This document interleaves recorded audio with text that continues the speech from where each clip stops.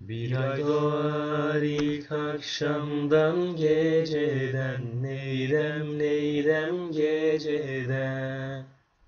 Şapkı vurur pencereden, bacadan, dağlar kışımış, yolcum üşümüş, nasıl edem ben? Uykusuz mu kaldın dünkü geceden, neydem neydem geceden.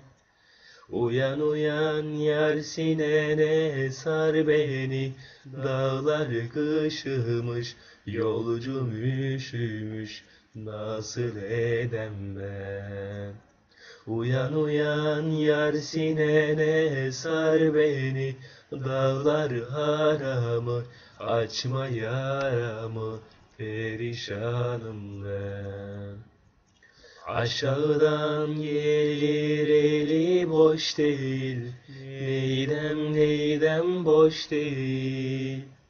Söylerim söylerim gönlüm hoş değil, dağlar kışımış, yolcum üşümüş, nasıl edem ben? Bir güzeli bir çirkine vermişler, neydem neydem vermişler. Baş yastığı kendisine eş değil, dağlar kışımış, yolcum üşümüş, nasıl edem ben?